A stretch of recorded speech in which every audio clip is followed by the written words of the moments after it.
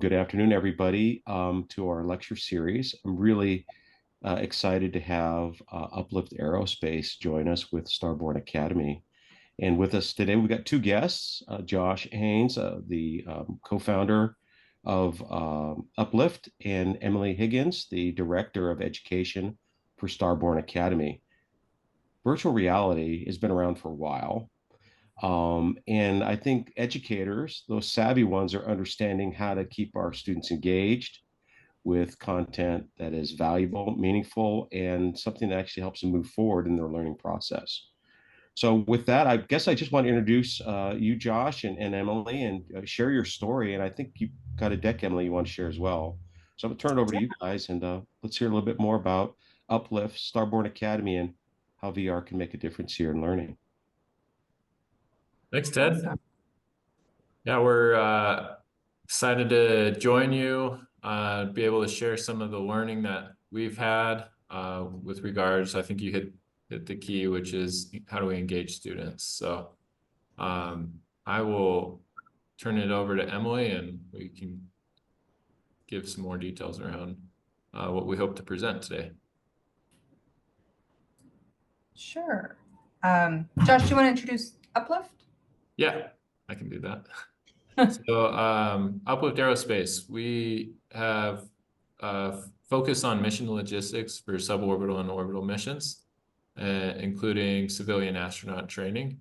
And in 2021 and 2022, we created a VR training. Essentially, the idea is that if you want to do emergency egress training in a spacecraft, you don't actually have to be in a spacecraft. And what that led to was highly technical content, VR content, that was fun, engaging, and educational. And we thought anything that checks those boxes should be offered as education outreach for students. So that's sort of where we come from and how we got involved in using virtual reality for education. Awesome. So as Ted mentioned when we first hopped on the call, I'm the Director of Education for Starborn Academy, and my background is in STEM education and immersive media and science storytelling. And I really think that an educational tool that's immersive at its core should probably be narrative-based, or at least have some sort of invitation for the student to step inside of the content and participate actively within that content. And so what we've done with Starborn Academy is we've taken, as Josh mentioned, kind of highly technical and more training-based VR content that was geared towards adults and made it a narrative-based journey for students to step into the boots of an astronaut and explore STEM career pathways by going through critical thinking and problem-solving skills that are based in sort of a real-life scenario. So students will start as astronaut trainees at an academy set in the future. They go through virtual reality, zero gravity experience, spacesuit training, life sciences, space sciences, orbital mechanics, engineering, a whole suite of STEM disciplines all through these very practical 9-week modules that allow students to pick things up, put things down, test things out, do some programming. We'll get into the nitty-gritty of sort of what the content includes as we go along. We are gearing these towards students aged 11 to 15, so that middle school and very early high school, where we generally see quite a bit of drop-off in STEM career pathways chosen for students, where we see kids start to say, well, this is a bit hard, or this is a little bit intimidating, or maybe the content isn't engaging them as much as we'd like them to. So that's really the age group of interest there. We have a little bit of a video that we'll play that shows our students actually in virtual reality. It shows some screenshots of them playing in the narrative-based platform. So I will let that take it away. Can we see the screen just to make sure? Technically.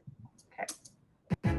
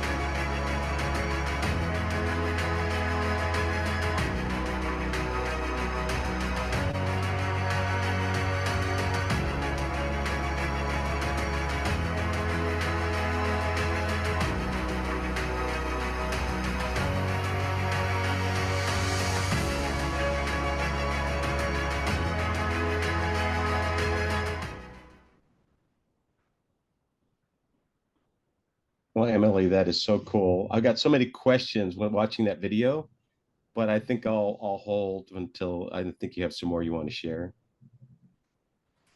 Sure. Yeah, I'll go through a little bit. I mean, if there's any questions that are pressing to Ted, just hop in. So as you can see, it's very immersive. Students are picking things up, putting them down. As they go through the astronaut narrative, they start in training, they get launched into space, they go through zero gravity, have a guided tour of Earth that gives them the overview effect, or the experience that of a psychological shift that astronauts have when they go to space for the first time and see Earth from space and sort of think about their place on Earth as well as in the solar system and beyond. You also saw a component where students are actually building a rover. So on their first mission within the program, they crash land on a planet they've never been to before, and they have to assemble a rover and then take that rover, drive it around the planet, harvest ice, and use that ice in electrolysis to make more oxygen for their life support systems that are dwindling after the crash. And so it's very sort of problem-based activities that they're doing, very, very hands-on and immersive. And it really just brings up how VR can really transform the traditional and more passive learning environment into an active experience and student-centered experience. I think VR not only engages the students by allowing them to be very hands-on in the classroom, but through this kind of testing, it also can foster a deeper understanding and involvement with the curriculum itself, and also provides more opportunity in a narrative-based platform for individualized learning experiences as well.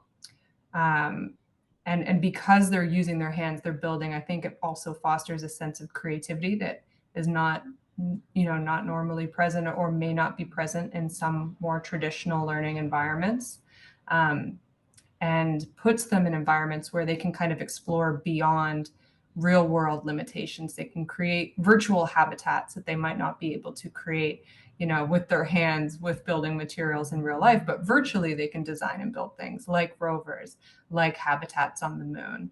And that can really lead to more innovative thinking and problem solving because it takes away the limitations of having, those materials at hand for students to play with and explore. We have also seen evidence of increased comprehension and retention of information over time because it is so immersive, because they're testing things out, failing, finding their own solutions. It's sticking, better in their brain, and they can visualize and better remember complex problems because they're so immersed in it. We can also, mimic or simulate real world experiences, real world training experiences, or real life, test simulations, digital twins, all things that would be way too expensive for students to have access to in a normal classroom environment. They have the ability to explore those in VR. And so I think really enhancing problem solving skills by providing students with real world access to things that STEM career professionals are doing in their everyday. We do have from Dr. Shannon Putnam as well. We have this lovely quote from her. She's a colleague of ours that we're hoping to work with in Kentucky. But she says, VR won't be taking over the classroom. It's already here. This is what we're doing in Kentucky. They have 35 counties and 40 schools, over 600,000 students, all using around 2,500 headsets. So VR is not questioned in a lot of places. It actually is here, and people are using it. And people understand, I think, that the T in STEM is something that should not be forgotten. Students are going to be using these technologies, and they need to know how to work in tandem with them now. And Josh, if you have any additional comments on this slide, I'll let you hop in. No, that was great. Cool. All right. So that's sort of the nuts and bolts, some of the basics, the things that I think you'll hear a lot of people say when you're asked, okay, why VR in the classroom? Okay, increased comprehension, retention, performance. But let's talk about some of the more social emotional learning components for a second. There's you're speaking my language now, Emily. There you go. I knew you'd love those words, Ted. when we talk about increasing creativity, I think one thing that cannot be forgotten is evoking awe or creating experiences within VR that elicit awe for students. And these are often things that are very hard to replicate in real life outside of sending people to space or outside of, summiting a large mountain. Or these awe-inspiring experiences have been shown, and there's a paper reference here by Anderson et al. 2019, increasing or having students explore the connection with awe can actually increase curiosity. And then in tandem, their research suggests that an increase in curiosity also in those individuals can increase their academic performance. So students that are more prone to feelings of awe, to being curious, to asking questions, those are also the students that are performing better than their peers in the classroom.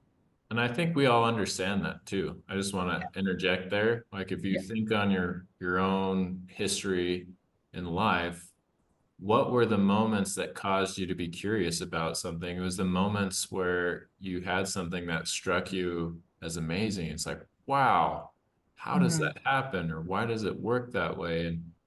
And so I think that research makes a lot of sense to it, but we sometimes don't connect it in the classroom that we can help kids get or learners get excited about what they're learning by helping evoke that sense of awe and wonder and connecting it to the subject that they're learning at that time. Yeah, absolutely. And I think, as much as teachers and administrators absolutely need to and want to see, the curriculum alignment, how does it map? And that's absolutely important. You really can't be talking about doing these types of activities with students without having curriculum alignment. But I think having these awe-inspiring experiences or these additional opportunities that are so immersive that do create this sense of curiosity in a new way is just, is very valuable, if not just as valuable as the curriculum alignment. I would argue it's just as valuable. And it's budget friendly, which is great. You don't have to send them to space. Yeah. Or there you go. summit a mountain, or there's you can be done in the classroom. Yeah. Yeah. Right. In a way, it's like tuning in. Yeah, I think the word you use is resonant. For students to be, we're competing for their attention in today's world, right? They all have a phone. They're doing the TikTok and the Instagram, and are they really willing to sit in front of a textbook or with someone on the chalkboard? I guess chalkboards aren't used anymore, but the whiteboard or even a monitor.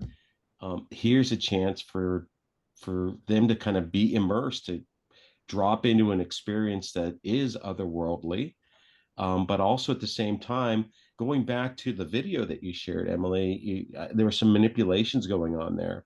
That could be chemical bonds, and you're basically forming and putting together molecules, right? Or building a rover. And that's something that's pretty amazing. To your point, Josh, budget, right? You don't need to actually go out and buy a rover. It's right there in virtual reality.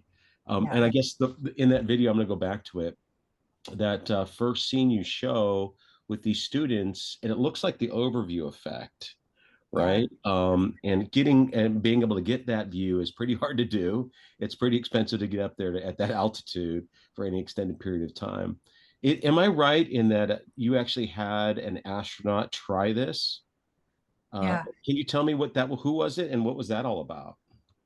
Yeah, we had Dr. Cyan Proctor actually do our overview effect experience. And it would be so fun. At some point, Ted, I'll show you the video of her doing the experience. But the smile on her face and her comments after were just some of the most rewarding things. For someone that has lived in space for a few days, to come back and say that was incredible was, I could retire now. That was amazing. Amazing. That was really, really encouraging to show that there is, the essence of a bit of that emotion that people experience when they see Earth from space. When they actually do that in real life, we've captured some of that and can provide that for students. And I think that was an amazing, amazing moment for us. Josh, I don't know if you've got any additional comments on that, but No, I do want to get into the idea of engagement with students. So maybe Mhm. is that the next slide? I'm trying to remember.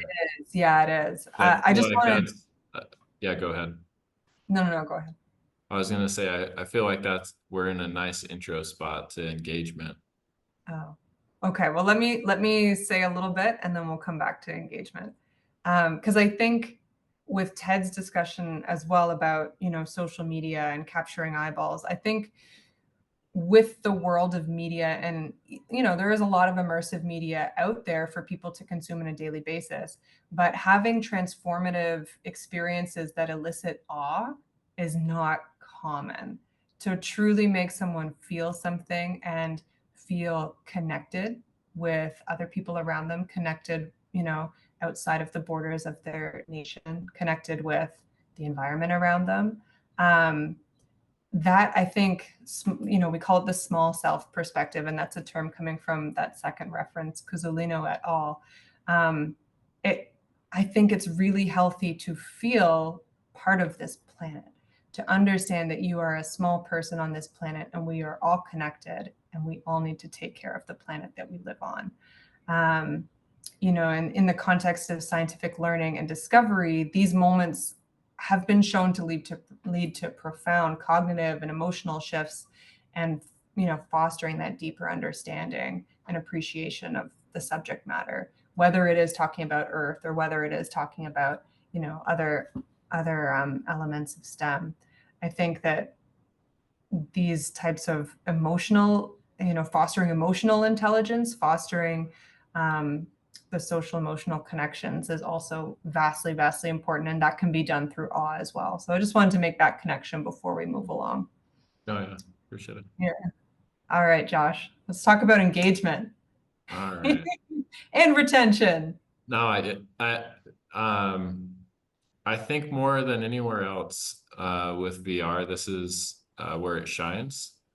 And we've seen it firsthand over and over and over again. So we have some references here. So just there have been studies done, just for those who love studies, on the power of VR to enhance student engagement, learning outcomes, and performance. Um, the benefits for diverse learners and mitigating behavioral issues. And I think what we have to offer is that we have seen it firsthand. So like in that video that we shared, so that's a full classroom. Did you see one student who was not actively participating? Now flip that 180 degrees, you take off the VR, and how many of the students are having side conversations or just somewhere else?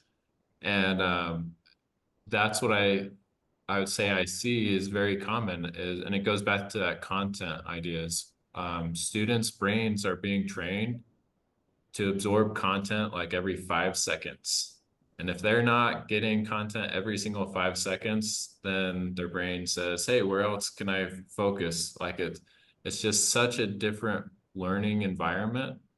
And our brains that just have this constant need for more information all the time. And that's why I do think VR shines, is it forces focus, it forces engagement, in a very immersive, fun way.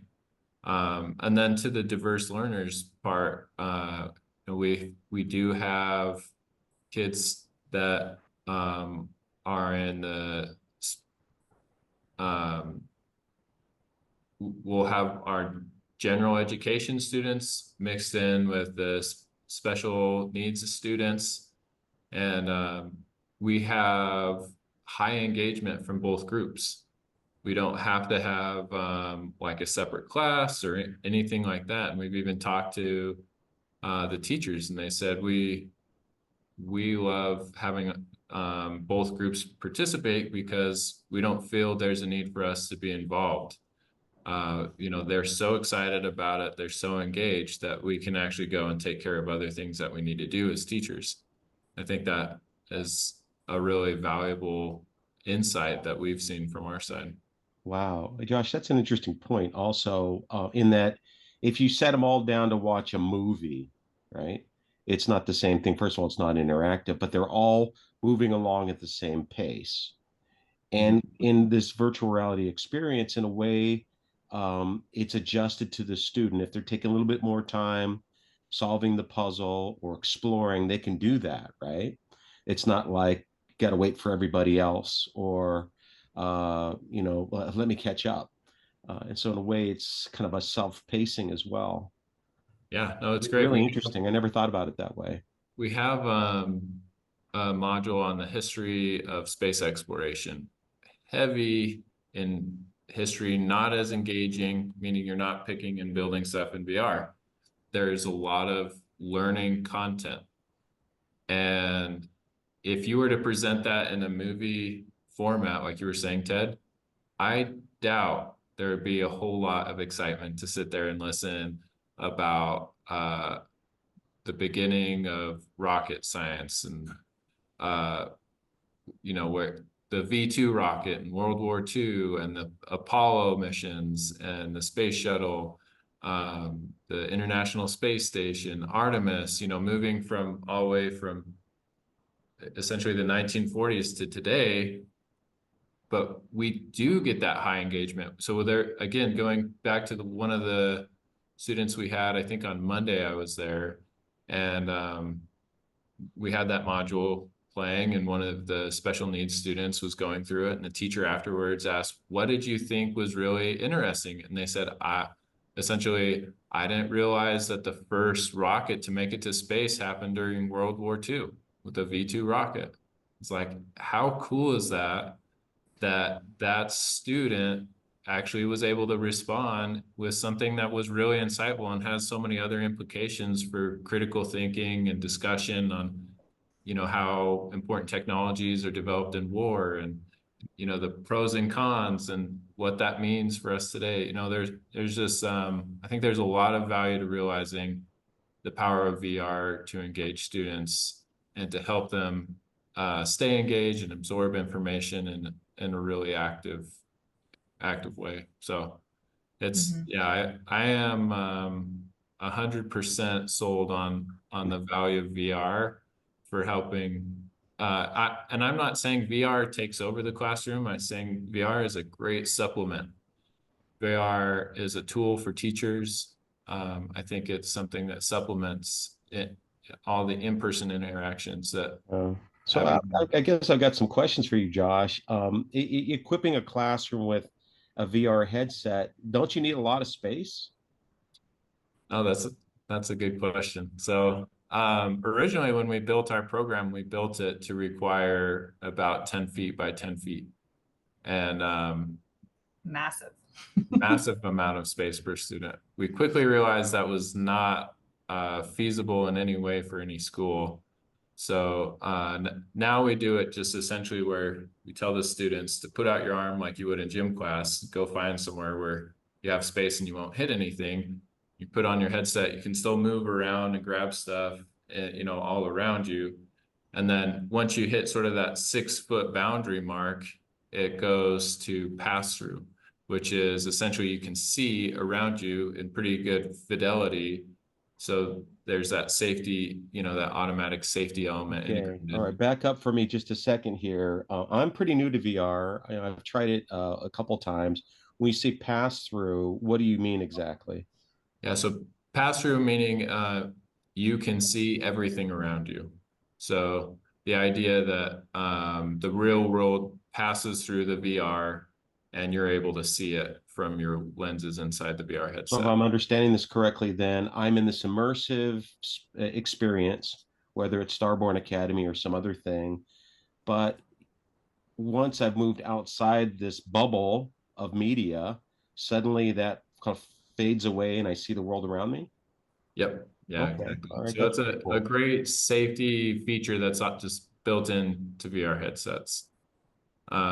And along those same lines, you can also have VR environments that are not fully immersive, meaning you start off in the world around you, meaning you see your whole classroom, you see your classmates, And then depending on what you're doing, maybe a molecule appears in front of you and you start doing chemistry, or if it's a mechanics class, maybe there's this engine that appears in front of you and you pull it apart, but you're doing that while you're still in the classroom.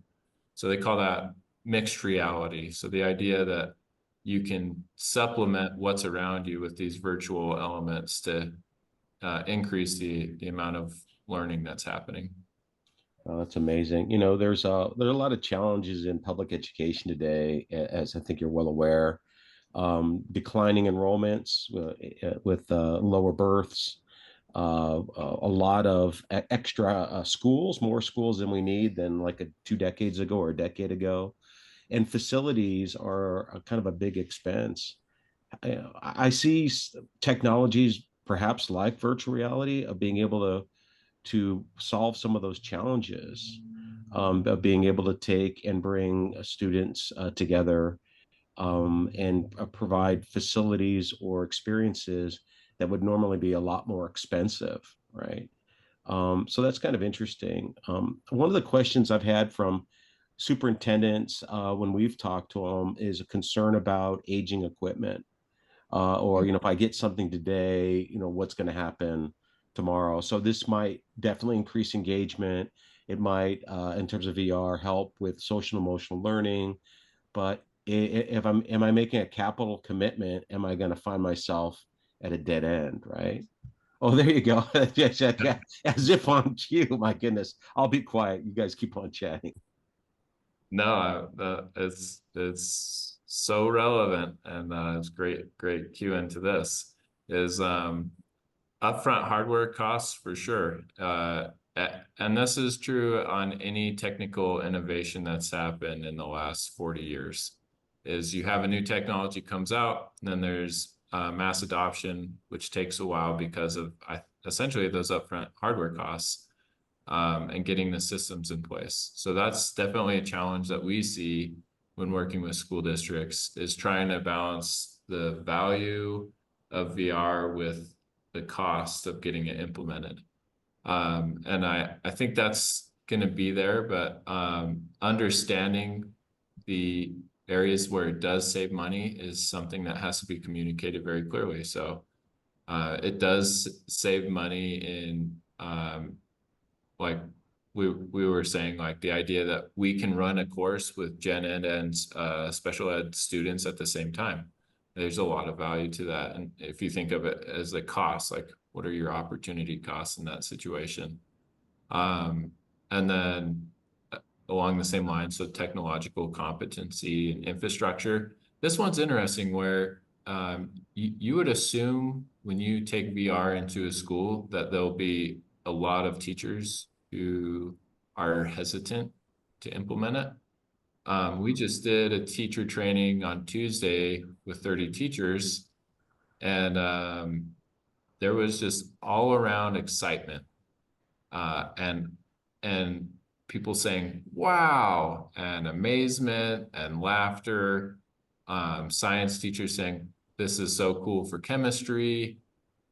History teachers going through our rocket history module saying this is so engaging for history.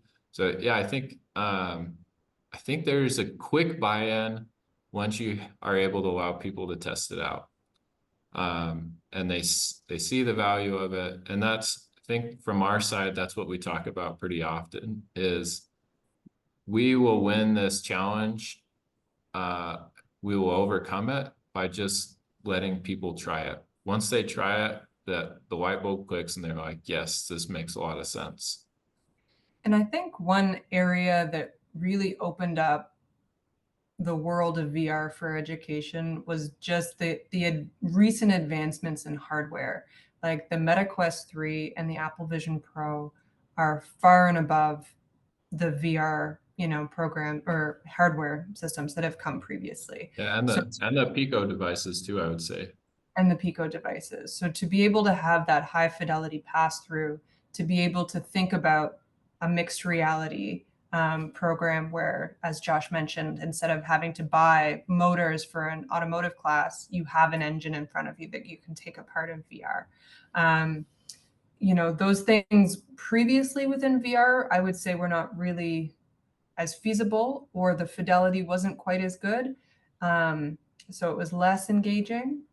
And I think that we're going to see the VR systems now just capable of so much more in terms of engagement, and in terms of making it easier to use, just like we saw with the innovations that Apple put out over the years. As they got closer to that sort of intuitive user experience, that intuitive UX, we see kids pick up VR and have no trouble putting it on. It's almost the adults that have a harder time with the No, technological aspect. I believe that. I'm getting in that category myself at this point. I'm just Yeah. thinking in the future, I guess maybe even today in your like anatomy classes and whatnot, the smell of formaldehyde is going to start disappearing, right? The fact that you can do I mean, frog I hope not. dissections. But Well, maybe. yeah, but I guess the sense that for cost and for reproducibility, you could do like dissections, and my brain's just starting to think about all the possibilities. So, in a way, what you guys are you're focused, of course, in training people to go to space, introducing this concept to students so they're excited in this kind of transdisciplinary environment that space affords across all disciplines. But really, when you look at virtual reality, I guess I'm understanding that there are really so many other things you can do. It's an amazing tool with a suite of content that's being created for it. Not just for education, I guess, but for all different types of things, for entertainment. And I also understand that I guess there's some work that's being done around workforce development. Like you could actually shadow somebody on a job in virtual reality, right? Versus trying to go out there and worry about the safety on a job site or something like that, which is pretty amazing. Yeah, and I just think back to this, says my age, but when Apple computers first started coming into computer classrooms for students. And I was there as a young learner when that happened. And I remember the colorful Apple, I think they were iMac. I can't remember the version, but like the Oh, you're different, still young, man. yeah, right. The My computer difference, had a card that had pre-punched holes in it that I'd slide in. the difference that made though for my education was immense. Um, and I'm sure at the time there were the same conversations on, is it really worth it? Does it add that much value? Um, is this like the learning that we want our students to focus on? And the same discussions, this is what professionals are using in the job. This prepares them for the workforce. I think the same thing is true right now with VR. And we're just again at the beginning. VR has not been around for a long time, but like Emily said, we are at a point where the fidelity, the usability is final. I think even in maybe the last year, maximum 2 years, is where we've hit that point, and we'll see school districts start using this technology a lot more for supplementing their in-person education. I think what needs to catch up now that the hardware is as good as it is we need to see more content. And within that, we need to see more content produced within different languages, and a wide variety of content um, that has social, cultural representation for students. That is something that I think everyone has been striving for a long time within television and media. And absolutely, as we build out this new realm of content within VR, I think that's just a massive opportunity to, if you're going to put kids within the boots of an astronaut and have them in a narrative that should But ring true to who they are and represent, then what they. again, talking to costs is, one of the school districts we're in, we have a lot of language barriers where students don't speak English, they speak Spanish. And the value that we can bring is we can have these modules in Spanish. Like, how valuable is that to a school district? I think it's massive. They already put a ton of money towards those sort of the second language learners. And if you can have really immersive, engaging content just there for teachers to use in that student's language, that their first language, that's what a cool, easy integration to have. That's very impactful. Mhm. And I know that we're coming closer to our time out here, so we'll just maybe circle back on some of these elements, and then we can have a bit more discussion. So we've talked a lot about, how VR has the potential to engage diverse learners in a way that fosters increased performance and creativity and retention. We've talked about how it provides student-centered experiences, and the opportunity for more individualized learning, while they actively participate and get immediate feedback on problems and the solutions that they're trying to make within the material.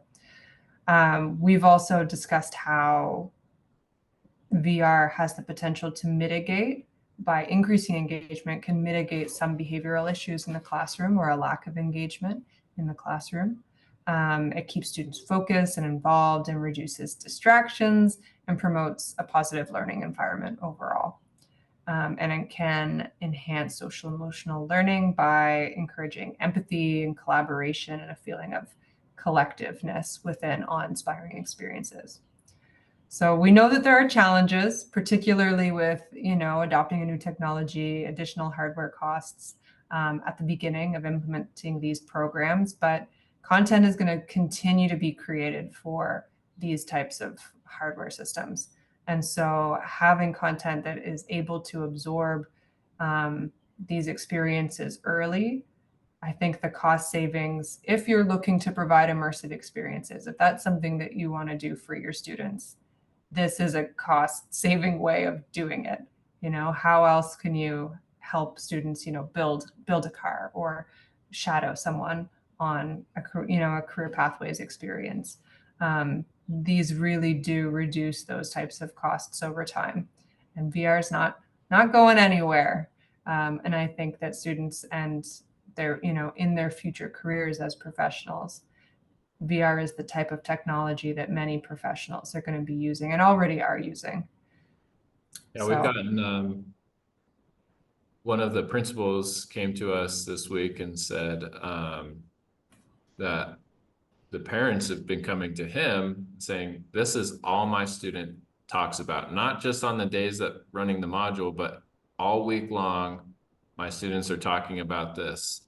And then in the classroom, what we see is students taking out their phones while we're running these types of trainings, like we did the spacesuit training. So the idea of digital twin technology, taking out their phones and recording their friends learning and wanting to share it with their family and friends online. And I just think like that is the engagement we shoot for, is if a student is so excited about their learning and they want to share that with others, I think, you check that engagement box off, and VR has that capability, which There you is go.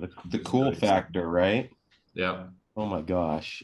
So that's your summary slide. Emily, won't you go ahead and stop sharing? Let's see everyone on there. I think we've got Sir Liam Kennedy's joined us as a guest. I think he's probably got his video thing going. Hey, Liam, good to see you, man. And Liam's going to join us next month. He's going to be doing some stuff with the overview effect with his Sen TV and ISS above. But wow, yeah, VR really, I think it holds promise in so many different ways. But I guess I'm going to do a little sidebar here. Josh, what made you decide you wanted to start Uplift Aerospace? And I mean, this is really exciting that you're doing it. Obviously, I'm excited about space and bringing students to programs like this. But what gave you the bug to want to do stuff like this?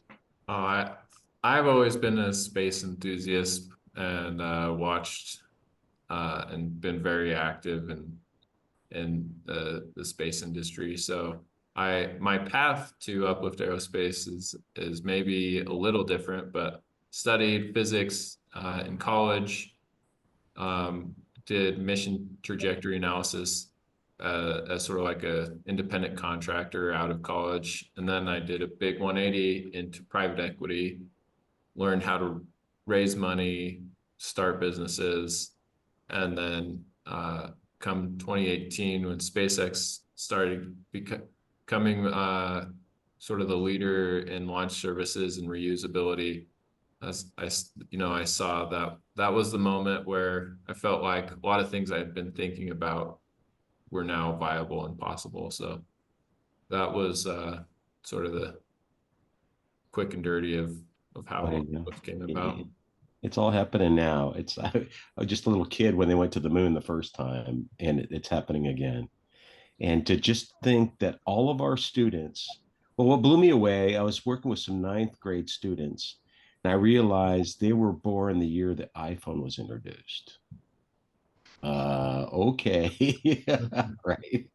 So the technology is here and it's continuing to advance, and we need to speak in their language, right? Marshall McLuhan, right? The medium is the message, or the massage, I guess, as his book says. But the students have a different language with media today, and the attention spans are getting compressed, right? TikTok-ish, Instagram-ish kind of engagements, and in a way, VR captures them in these environments, as I'm understanding it, but slows it down, right? So you've got them as an audience that's engaged because it's so new and wonderful. Now I'm in the forest, or I'm underwater, or I'm doing a spacewalk above Earth. Um, that's something where you can kind of go, wow. Even astronauts, as you're telling me, are feeling this feeling of being somewhere else. And maybe that's a good thing to be thinking about, is how we can extend engagement versus these little snacks that, and the attention span really needs to get longer. You look at the World Economic Forum did a study last year on top skills required in the future. And I was really surprised in the top 5 skills, because I was expecting, oh, computer science, there's a quantum or whatever, something that was really kind of matter of fact. But these were all, air quotes, soft skills, right? Creative thinking, analytical thinking, resilience, and flexibility and agility, mental agility, like motivation and self-awareness, curiosity, and lifelong learning were all like the top 5. A couple of them are in one category, but those are the top 5 things that the World Economic Forum said you need to have. And I think when you look at experiences like virtual reality and the educational classroom today, we have to move beyond even the laptops. One laptop for every student, I think, doesn't address it the way it is, because hey, they're going to go off and go play a game or go do something else. With the virtual reality, you've got, in a way, you're in the lecture, or you're in the experience. You're absorbing that content, and then maybe do you do like pre and post studies or quizzes or tests with the students as well? Yeah, so our focus is around the value of VR for workforce development, career pathways. So we do a pre-assessment on aptitude and interest, and a post-assessment. So the idea of how can virtual reality, immersive learning influence students' interests in STEM-related career pathways. And then for each module we do within VR, we are tracking performance. So everything is objective oriented, where they're given a problem, they're given information, and they have to figure out how to solve it. And that way we can track performance, engagement.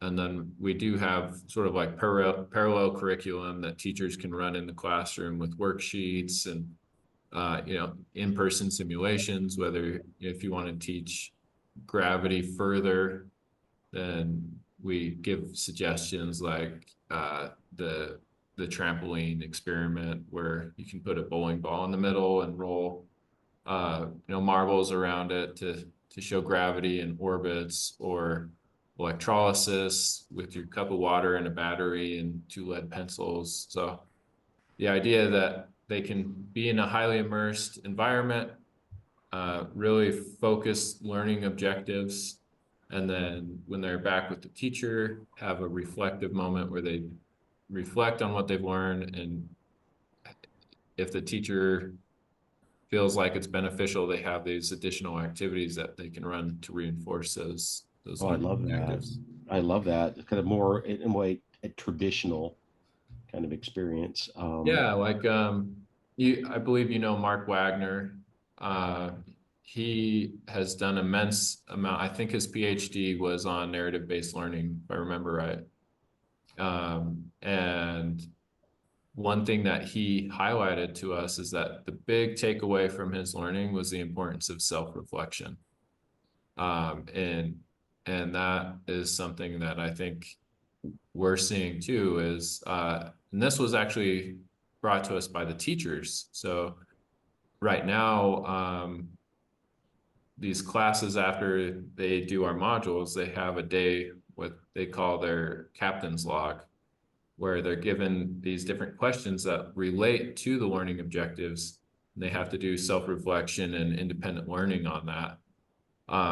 And then at the end of the program, the school is actually hosting a symposium where the students have their trifolds, and they're all being given different subjects from the Starborn Academy that they have to then present to their families, to the public. We're inviting local industry to come.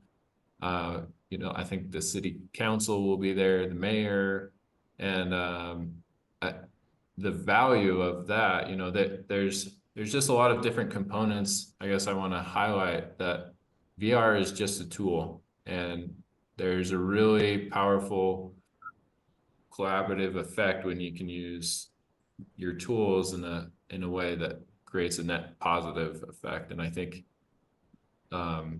what I was just mentioning is one of those examples. I think there's other ways to do it. The fun part of the symposium, I don't know if we've shared this with you, Ted, but the students are going to be judged on what they've learned. And then the top performing students actually going to get to go out and to Virgin Galactic Spaceport America and watch a rocket launch there from the astronauts. So Oh wow. Okay. I was waiting for you. They're actually gonna go up. go to No. space. Yeah, no, unfortunately. But Yeah, that's yeah, I mean that's really what I think that's we're incredible. striving for Mhm. is connecting uh, these moments of awe and VR and these powerful learning moments and showing how it's applicable in real life, and then giving those students these really just epic experiences that are life-changing and motivating and inspire them to be more interested and curious and involved in STEM. Yeah, and I think the key is not just to have the technology. Like, it's one thing to be immersive, right? It would be one thing to pick up, a headset, put it on, and suddenly you're in the deep sea. That's immersive, but you're just standing there, right? And so having something be narrative based and being, on a hero's journey as the main character in a program. I know gamification within education can sometimes be a bit of a dirty word, but I think as we're seeing this kind of technology implemented or more immersive experiences implemented over time, it's that immediate feedback. As you mentioned, students have such a small attention span, and I don't see that going anywhere really. And so if we can capture and captivate them through these experiences that allow them to go on an adventure where they have immediate feedback, they're trying things out, they're testing things out. It is, a narrative journey that they are on. I think that's really what makes a difference. And that's also what ties into and makes them think about the reflective, parallel curriculum that Josh is talking about that's being implemented in one of our programs right now, because it's already making them reflect while they're in the program, because they are problem solving and figuring things out and perceiving things in a different way than just like, I'm thrown in the deep end and now I'm here. So I think that's really the key, is this gamification or narrative based learning where the student is the active agent, and they are taking responsibility for their actions and testing things out within the platform. I I think love that's that. the Yeah. key over time to have this be evergreen content. Yeah, I love that. Agency is like everything to me. Meet the learner where they are, regardless of their age. What is it Mhm. their interest, what the interest do they have? So how do folks get a hold of you guys to explore more about virtual reality or learn more about Starborn Academy? Yeah, they can email us. I have my email that I'll put up on the screen here. So Okay. you feel free to email us, contact me directly. Ooh, there it is. Emily.Higgins@upliftaerospace.com.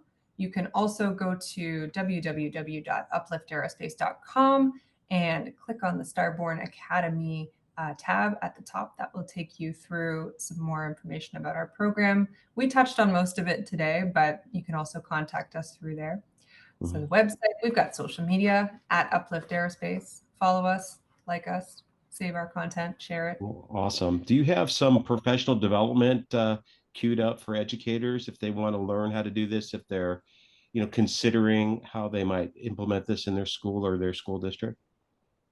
I would say so talk to whoever handles the professional development, and we can definitely make that happen. So um, we are more than happy to show the power of VR.